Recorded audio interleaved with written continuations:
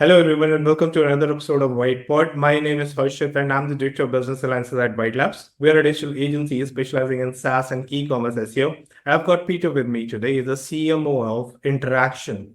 Now, they are one of the big, largest independent conversational AI company for customer experience. A big welcome to you, Peter. So happy to have you with me today. Hey, it's great to be here today. Happy to talk about AI, marketing, and everything else. Brilliant. Now, Peter, I would love to start with your career journey. Please, share a bit more about your early days at Comcast and PUB, and how do you became the CMO of Interactions? I'm a story that is meant for creative types to listen to and feel hopefully inspired and see some opportunities. My background is from the East Coast as a writer. I was a journalist when I got out of college. I worked in Washington, D.C. on the Capitol Hill. I worked for some large global news agencies. I moved out to Silicon Valley for my wife getting a job at Stanford. She's a physician. I happened to arrive here at potentially, I think, one of the most important quarters in the history of technology. I got here the quarter that Netscape went public. And that is the company that launched the browser revolution. Mark Andreessen was the founder of it. And of course, everything has been built off of that over the past 25 plus years. This was back in the late second half of the 90s. So my fortune truly was that I got into Silicon Valley at the moment that a change was taking place that was a forever change. I came as a journalist. I recognized earlier than most of my peers that I needed to move laterally or perhaps vertically into a different type of industry because journalism was not going to be a growth sector. I used the talents of writing and of communicating stories to move into marketing. So my first job was a marketing role at a small startup boutique consulting firm that worked with Microsoft services. I started to pattern recognize and understand how does all of this technology work? Because I really had very little background in that. That sounds quaint in 2024 when you and I are talking, but back then there were the majority of people I knew did not know much about technology. I joined Gartner Group and became part of the analyst team that was describing what technology was all about. I used that to then jump to a couple of different startups. And that's what you do, of course, in Silicon Valley. Over the past several decades, I've carved out a space that's enabled me to have what I like to say is a vector of impact between the creativity and then the practical application of that. So that startup journey included a tremendous wins and exciting journey, mini journeys. I was part of the original team at Netflix. For a while, I ran the small corporate communications organization that was there. I was there when we hit the first 1 million subscribers, when we convinced 1 million people to take a piece of plastic, a DVD, and put it in the mail, and a couple days later get a better DVD back. I convinced them to become part of this ocean wave that ultimately put Blockbuster and most of Hollywood on notice, and then in many ways changed forever how they communicate and how they run their businesses. I used Netflix to then jump to a series of other companies. Many of them you will have never heard of because they never made it. In Silicon Valley, with the type of journey I took, you move from company to company to company. But the other exciting things, or you mentioned PARC, and that's the Palo Alto Research Corporation. It is the granddaddy of technology innovation in Silicon Valley. It's the building up in the hills of Palo Alto where Steve Jobs famously in the 70s, or perhaps earlier, 70s, went there on a tour, saw the mouse, ran out of the building, and created Apple. He saw graphical user interface at the same time. It was a place where the laser printer was created, where Ethernet became real. Yeah. In that little organization, we had a startup that combined IP, and we ultimately built the world's first personalized Wi-Fi. We ultimately sold that to Comcast. And so that went from a company where this is such a great Silicon Valley story that at one point, we had 11 people that would sit around a table trying to build this idea and dream. And of them, at home, 10 different languages were spoken. And then that, to me, is the essence of Silicon Valley. People coming from around the world, taking a small little flame, building it into a bonfire, and then ultimately selling it, in this case, to Comcast. And the end of that story is that we were able to now be the backbone of the internet connectivity for Comcast's entire North American, even global infrastructure system. Now, to kind of bring that story all around, because I have been to a lot of different places, I used that at Comcast to really focus on that second vector of impact. Taking that creativity into productivity was the first one. How could I write messages and storytelling that moved people to understand what a product was? To then taking that movement and saying, how do we take brand new ideas that you and I have never heard of and translate them into excitement and translate that excitement into ultimately business growth? So I loved working with Comcast customers and said, aha, the hardest thing in technology right now is having all these great new ideas, combining them, but making the average person understand how valuable they can be to her life. So I became the global head of one of the top 15 largest contact centers, BPOs in the world. Wonderful, incredible experience. 45,000 employees, ran the marketing to do exactly that. When your new technology would come in, or mine would come into a large enterprise, how do you train those legions of agents around the world to explain it to millions of people around the world so the tool can be successful? And then subsequently, I find myself here at Interactions doing conversational AI. So it's the same thing that I've been doing at Comcast, at the BPO, etc. But now it's how do we use technology to do that for us? Gotcha. All right, let's talk a bit about interactions. I would love to understand the target ICPs that you have.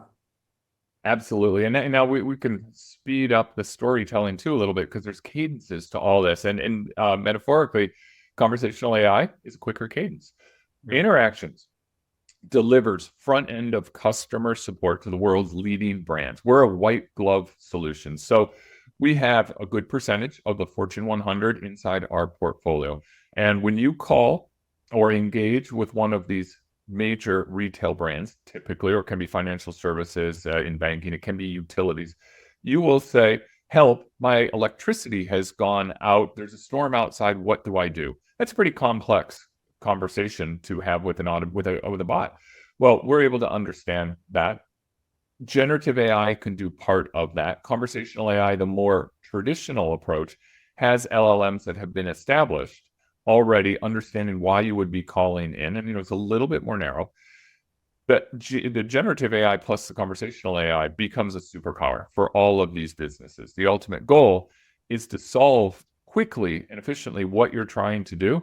But a company like Interactions is not just doing off-the-shelf solutions. What we're doing is trying to say to the brands, what matters most when you're talking to the customers? Let's make sure we're communicating in your voice, in your expressions. And ultimately, what I want you to do is get off the phone or get off your chat with us and say, oh my God, that company just solved it for me. Why? Authenticity, loyalty, continued service. The moment you start talking about a good experience at your party, at a dinner party, good experience with customer support makes everybody stop and say, wait, what are you talking about? Because customer support has so many challenges. Gotcha. All right. Now, a bit generic, what strategies have you found most effective, when you're creating rapid revenue growth in the companies that you've worked with?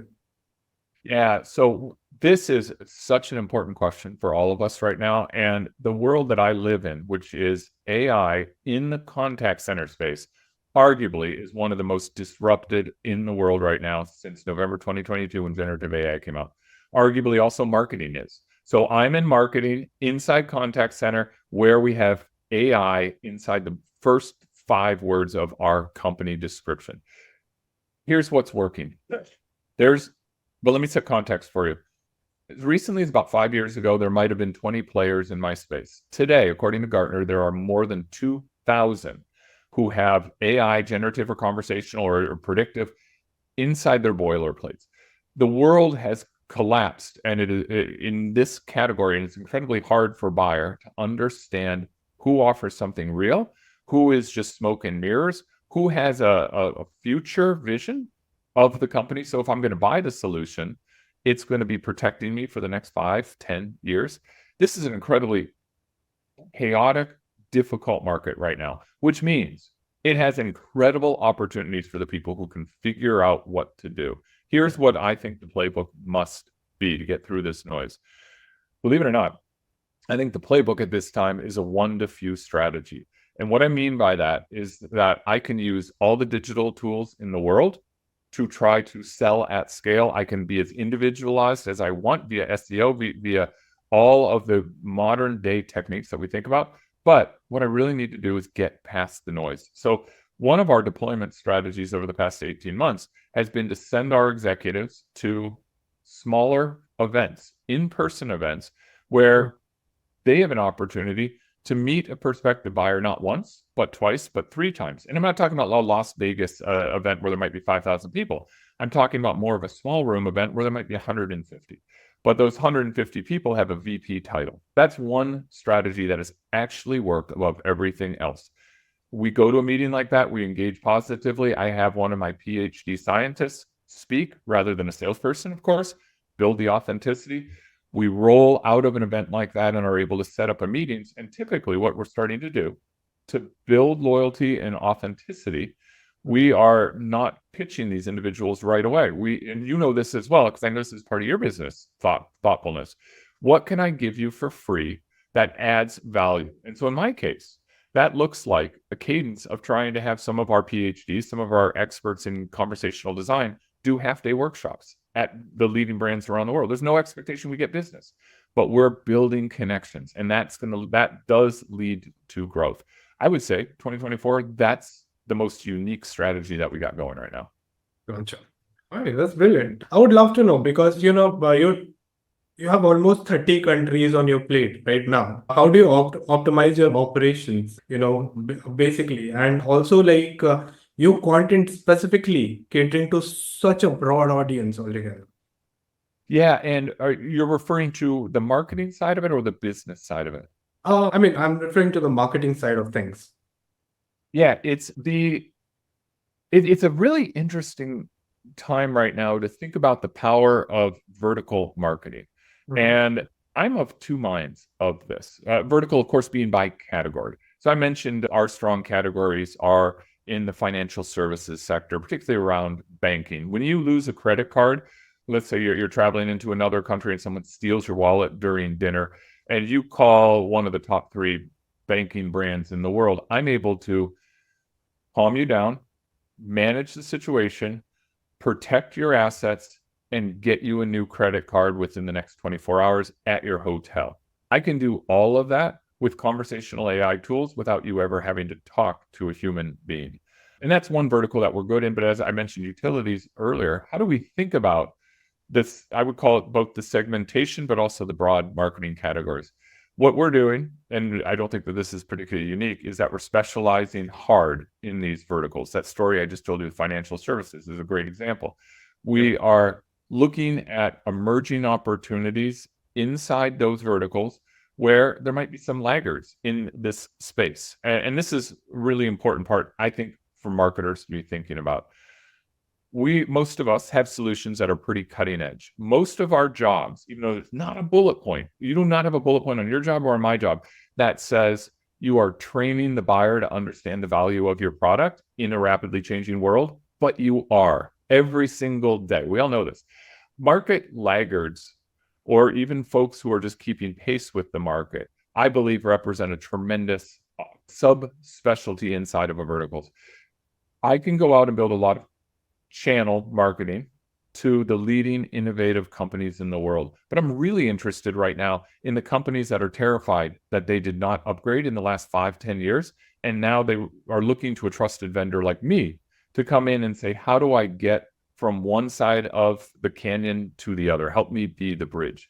So I don't know if that answers the question, but there's a lot of psychology right now that's pretty basic in how we want to be thinking about the buyer and how she is struggling so much with all of that noise that's coming in, how she is differentiating between a crappy product and an awesome product, because it's really hard to tell if the marketers are good on both sides, and how she can build the trust. Because let's be honest, my solution starts at often at several $100,000 just to get started.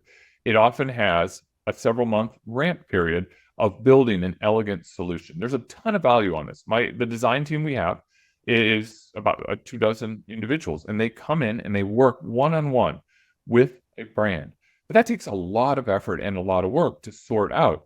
When we think about the buyer, and she's facing a decision like buying me or buying something off of the shelf. I'll tell you what, there's a strong bias right now for the buyer to do nothing and just wait another 18 months.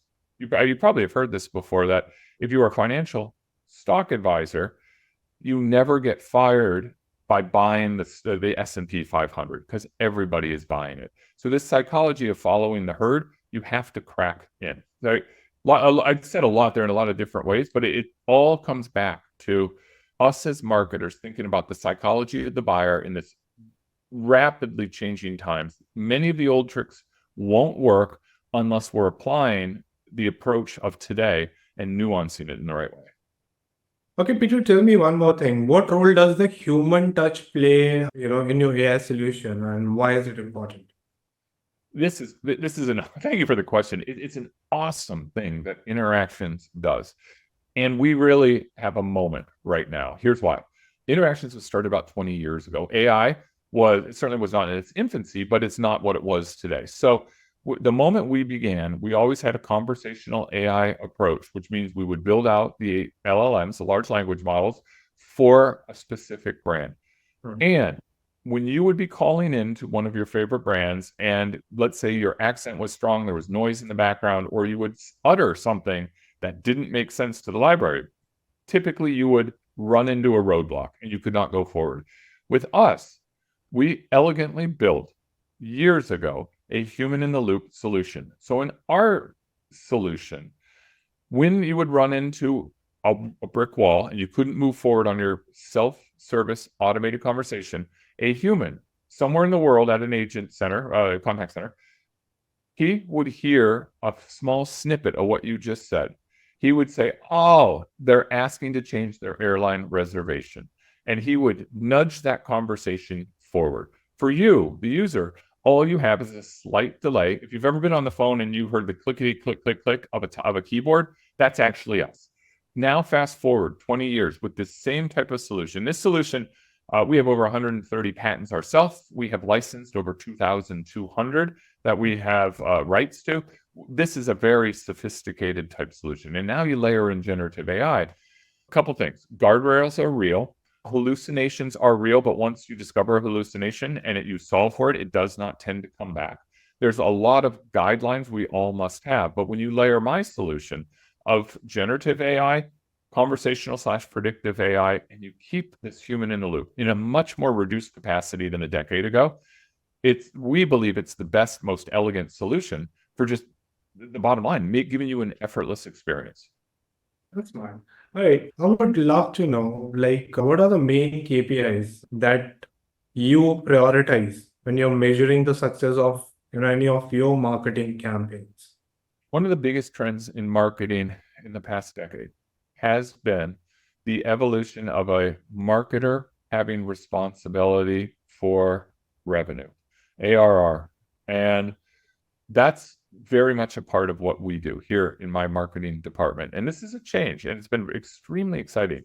Today, I have 70% of the marketing department focused on lead generation. In fact, when we give company updates, my first slide is a pie chart reminding people that we are 70% lead generation, 20% brand, 10% everything else.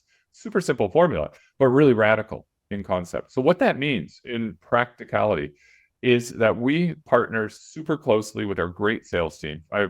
Every marketer's, I believe, one of their top 3 priorities is to have a phenomenal relationship with the head of sales. Another top priority is to have a phenomenal relationship with the chief financial officer. If you solve for those 2 relationships, your business is going to be fantastic. And they should be thinking the same way. So we partner with the chief revenue officer every single day. I'm talking to him multiple times per day. We hold hands with the sales directors. There's not a typical traditional handoff in my marketing department where we say, here's this week's leads, let us know how they do. Instead, we have marketers, in fact, product marketers in my case, walk hand in hand with our sales directors. And as a relationship develops, they work on the decks together, they inform back and forth. They become, in a sense, they're co-pilots on a lot of this journeying. And what it means is that we also do a lot of what I'm calling enhanced nurturing. So marketing typically has a whole nurturing cohort. Today, I have hundreds of companies inside my active nurturing bucket. And that's typical ABM, right? There's an extra nuance of call it a prospect who is being actively developed that a sales role has typically supervised. In this case, in marketing's case, we don't do that. We do it all together. So that means, end result, the sales guy is having a lot more modernized tools, a lot more digital tools. He's being challenged to build roundtables, to co-host webinars, to think outside of the box, to have his emails being reviewed, and also to build a halo strategy. A sailor typically is a sniper. He's looking or she's looking at one single target and trying to build out the relationship. In today's modern buying, you got more than a dozen stakeholders and influencers. And here in this 2024 year, post-COVID, many of those stakeholders and influencers have never met each other. So as a marketer, the opportunity is to say, what information do I equip the sales team with that is going to help solve for the fact that everyone's trying to make a decision in a turbulent space? So that's how I look at executing, how I'm trying to do it differently, how I'm trying to zig when others are zagging. And then that's the 70%. The 20% of brand focus. We do not have a large discretionary budget. Like most companies, we're incredibly thoughtful about every single dollar. I grew up in the Midwest in Indiana, where you thought about every dollar that you spent, where times had been tough, where times are always going to get better. And I take that philosophy to how I apply dollars to marketing. So on the brand side, we don't do broad marketing campaigns. You are not going to see an advertisement unless you are inside my ICP cohort. And if you do see one, I'm trying to look 100% different from every other person in my competitive space. So the end of that story is, if you see a Interactions ad somewhere, you typically will see a very funny ad. You'll see a frowning old lady wearing modern Art Deco glasses. You will see an 18-year-old influencer or a female who looks like a diva who is pissed off because we screwed up her concert tickets and now we're going to solve it for her.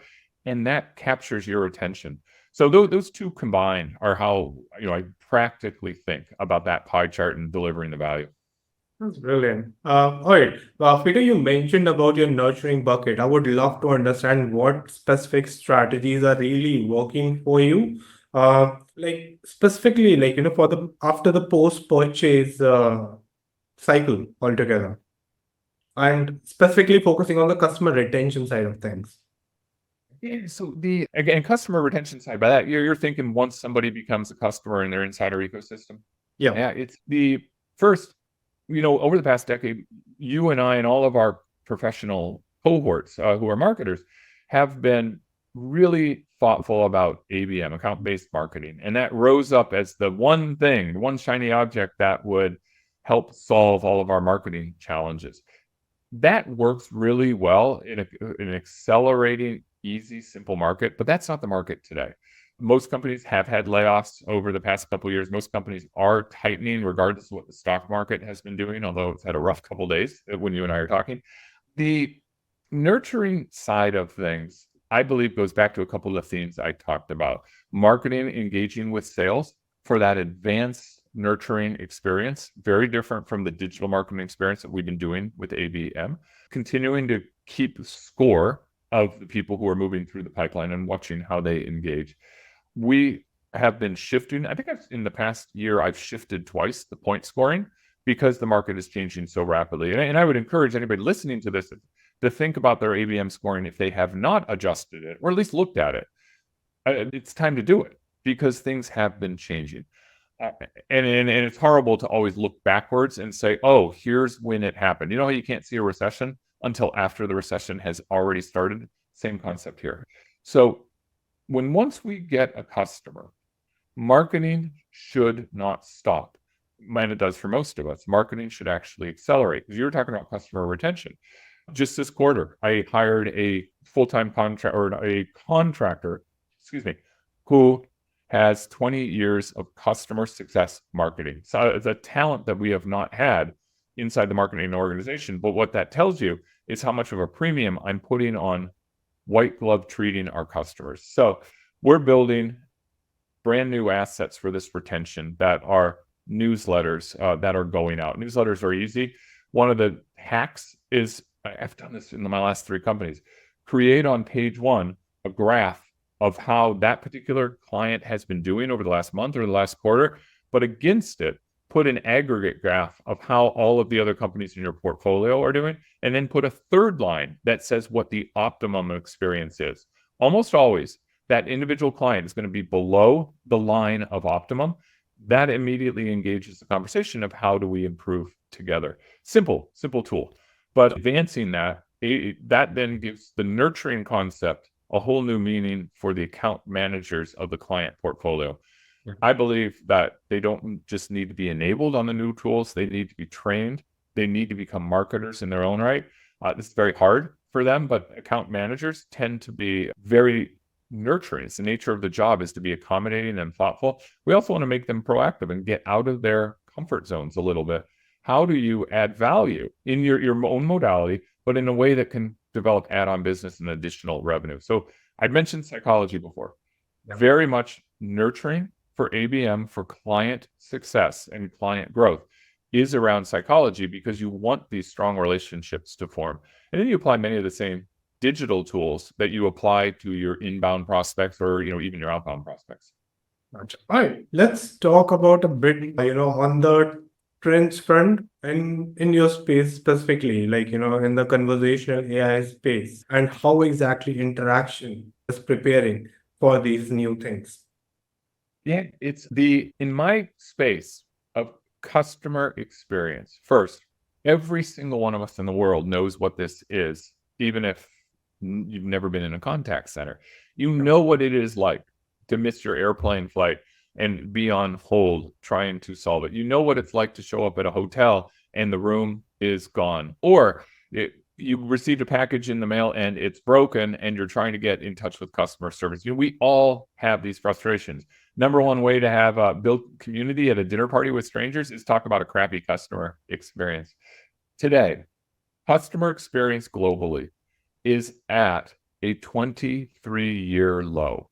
Last year, it was at a 22-year low. 2 years ago, it was at a 21-year low. What happened 23 years ago? It was 9/11. We are at a moment in time where we are at the depths of customer satisfaction. This looks like it's a trend that's going to continue because the personalization that you and I have, we've been trained to expect is inside our pockets or in our purse. It's our phone. And with generative AI and all the incredible, beautiful things that are being created, we are getting even greater expectations. So when we have a traditional customer frustration, we no longer have the patience to put up with it. Most of the businesses, both in North America and globally, are not prepared for that. Traditionally, the trend in customer support is to not spend money in customer support. When your large business has financial trouble, the first thing to cut often is customer support. And I'll give you a crazy story, but this actually helps explain some of the why so many of us feel frustration. When I worked for the contact centers, we made a point to not make our lobbies look good. If we made our lobbies look too fancy, a partner, a client would come in, a Fortune 10 brand, and say, why are you wasting money on a beautiful $15,000 lobby desk? Why do you have these beautiful leather couches? I want you putting your money into having better agents. That's the traditional mentality. And that's one reason bad experiences have continued. Last year, I ran a survey, and this is a real trend that's even worse this year. 38% of us said we would rather plunge a toilet than have to talk to a customer service agent. That's pretty darn extreme, right? So that is the overwhelming trend for all of us that we're trying to fight. And then inside the marketplace for us marketers are some of the things that I've talked about before. 2,000 competitors when less than a decade ago, it was under 100. Technology moving so quickly that if I buy today, I might be outdated in 6 months or a year and a half. So shouldn't I just wait? The answer is probably yes. So how do we overcome that? Those are some of the most stunning trends. The neat thing that is going to happen is here's what you can expect when it starts to work.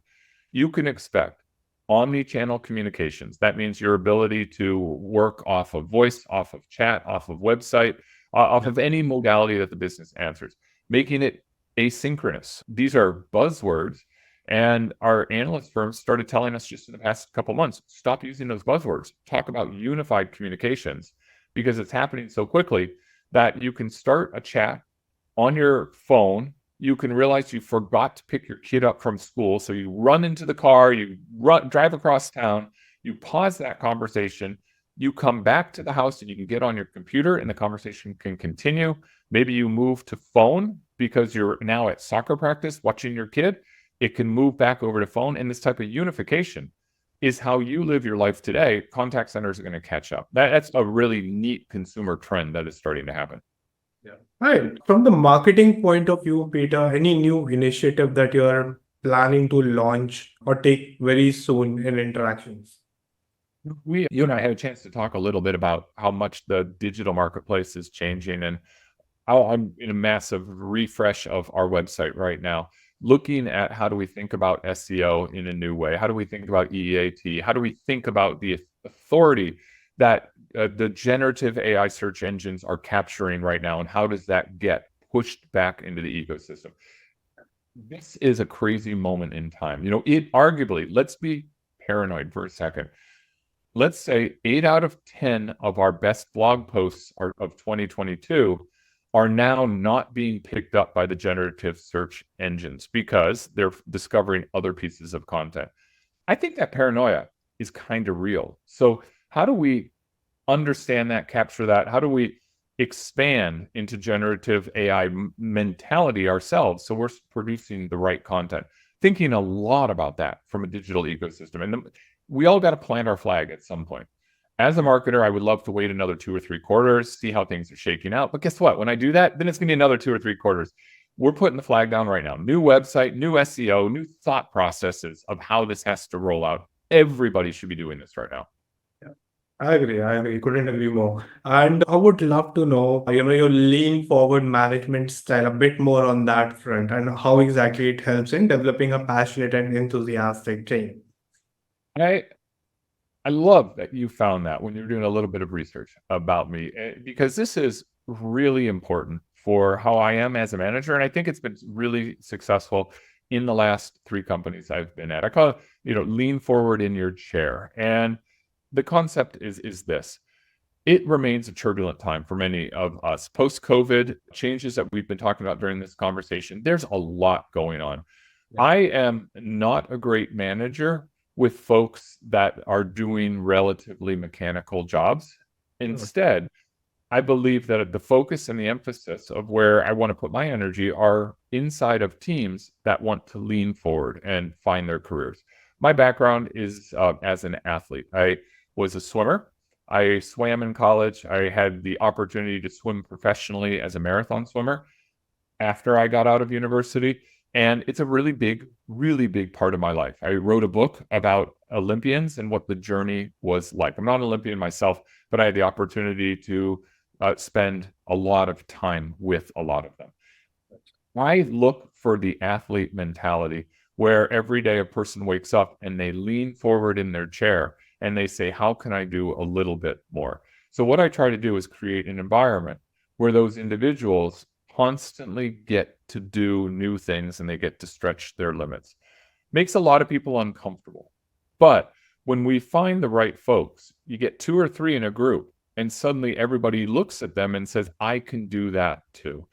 And so another phrase that I use is the rung on your ladder. And the phrase of the rung on your ladder is one that I overtly talk about. What am I doing to help you take the next career step to walk up the ladder one more rung? And how do I make you better? So we talk about this in meetings. Here's what you need to do that you've never done before. You just came to me with a brand new idea with no subject matter expertise. Let's build our solutions together. Let's see what we can do and create. Startup mentality, that's what we do in our marketing group. That's brilliant. All right, Peter, we're coming to an end, and now I would love to have a quick rapid fire with you. Are you ready for that?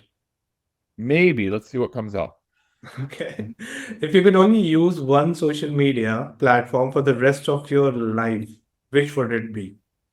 Well, it's easy. It's LinkedIn. I wake up looking at LinkedIn as my news source right now. I'm one of these folks who sometimes needs to turn off traditional media because I get overwhelmed by it. LinkedIn, when you build your follower or follow list the right way, is offering you an MBA class every day. All right. What's the most bizarre marketing tactic you have ever seen work? Oh, that is a one out of left field. Let me think a little bit about this. I'm not going to have a good answer on it. I had a wonderful, incredible experience when our little product out of Park that had 9 people grew into Comcast, and I was on the beach in New Jersey and watched an airplane fly by with one of those long trailing messages. That was my product. Oh, brilliant. What's the weirdest place you have ever come up with a brilliant idea? With brilliant what? What's the weirdest place you have ever come up with a brilliant marketing idea? Oh, you know what? I strongly believe in this ability to be at the height of our creativity when we're not in a normal space.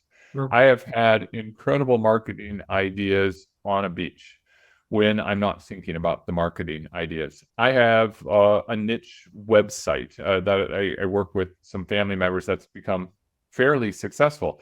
That idea, that concept for it came about on a long bike ride in a place I had never been before where I didn't have cell phone service. Okay. If you could magically increase your marketing budget tenfold, what would be the first thing you would do, like with those extra funds? Wow. We have some gaps in the marketing department, as every marketing leader should say every time they're asked a question like this. I would fill those gaps because I have a ton of folks right now that are doing 1+ jobs. And always, the moment we can fill that with experts, you become exponential. Get the right person sitting next to you, everybody benefits. All right. Now, coming to our very last question. If you could swap roles with any other department in your company for a day, which would it be? Oh gosh, that's easy. I would swap it with one of the human understanding agents that we have somewhere in the world, one of these amazing people who is hearing the snippet of conversation and understanding what you're trying to do. I love the dopamine hit of solving somebody's problem quickly. Yeah. So you'll be human in loop, human in touch. I'd be the human in the loop.